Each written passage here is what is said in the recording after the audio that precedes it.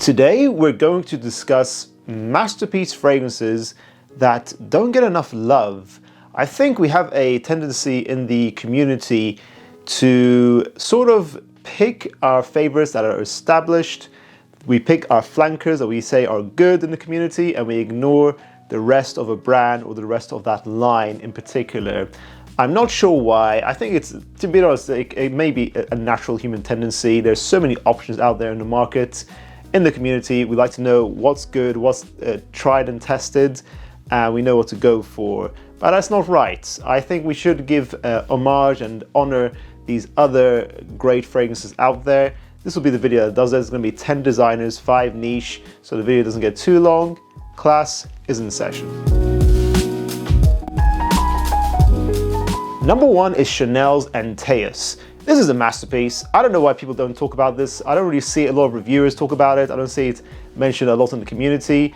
You get some classic OGs like Mr. Smelly who appreciate these older fragrances.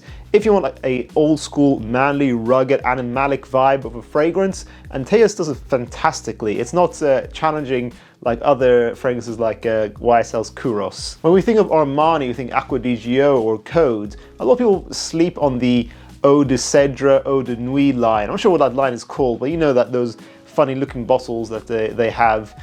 Eau de Cèdre, I gave it away, but I still think it's a masterpiece. It's a black tea, leather and cedarwood fragrance that lasts a really long time. It's very professional, mature. It's not my style, but it's very well done. A lot of people talk about Gucci Pour Homme 2 for that Tino, but Eau de Cèdre is just as good. Eau de Nuit has this very sexy, mature, powdery, sweet vibe to it as well.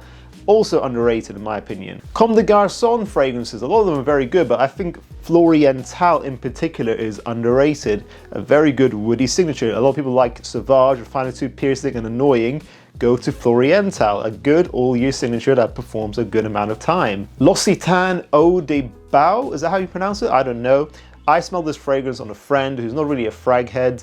He's the guy who says that CK1 is the best fragrance ever made, so I don't really take his fragrance choices seriously until one day I sat with him in the car and I smelled this fragrance on him, and I was just like, dude, why do you smell so good? Why do you smell so sexy? It's a very sexy fragrance. It's sweet, and I think boozy, smoky. It's very, I don't really know what the notes are in it. I think it has been reformulated from what I've read, but it's still a very sexy fragrance. I recommend a lot of people to check it out. Dolce & Gabbana, we all love the one, we all love Light Blue Intense, but none of us talk about Light Blue Sun. I think it's better than the new flanker of Light Blue Forever. If you want that summertime fragrance to smell like suntan lotion, it's super sexy, super powdery and warm, inviting. I think it's a very good flanker. It has a fragrance note in it called benzoyl salicylate that I've worked with, and you very much know, once you smell that raw material, you know it's in there. It gives you that suntan lotion effect to a fragrance. I think it's very well done. YSL and Nuit de l'Homme, the original got hyped to all heavens by Jeremy, but everyone just forgot about the Le Parfum. I always talk about it on this channel. Before Blue Electrique, I thought that was the best flanker in the line, in my opinion. I still think it's up there, to be honest. I still think it's worth buying. A lot of people like bad boy fragrances. This is bad boy La Nuit de l'Homme. So do not sleep on it, and it performs well also, unlike the original. Hermes, everybody loves Terre d'Hermes, and we all like citrus fragrances that actually last a long time, which is rare for that scent profile. They made Un Jardin sur le Nid, which is a fantastic smooth orange fragrance that lasts a good amount of time. Really good for the summertime, but very high quality. It is more unisex, but I still think it's slept on. That line in general is slept on.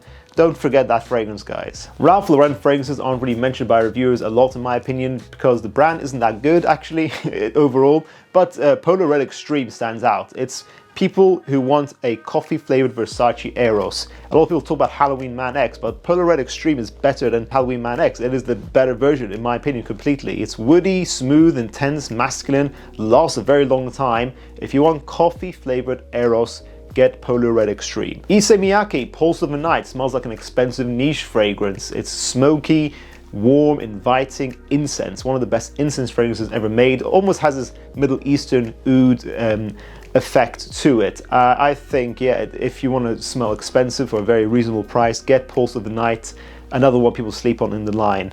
Azzaro fragrances in general, they've made some releases that they don't really push as much as they should. They focus on the Wanted line, but they've made fantastic fragrances like in the Ginger Lover, Wild Mint, Naughty Leather line, which are difficult to find. I only just got Ginger Lover recently, which is fantastic. It does ginger very well. But I'm going to mention Azzaro Pour Homme Intense, a 2015 release, which is getting harder to find. I think if you're somebody who likes a boozy fragrance, if you like cinnamon, spicy type fragrances, this is a safe blind buy, and I would recommend you get it before it goes up in price. Going on to niche/private blend, everybody knows Halfeti by Penhaligon's. That's their usual most popular fragrance. But there's one fragrance that's a limited edition, only specific and exclusive to Harrod's. That's called Mr. Harrod, has their usual animal head presentation thing.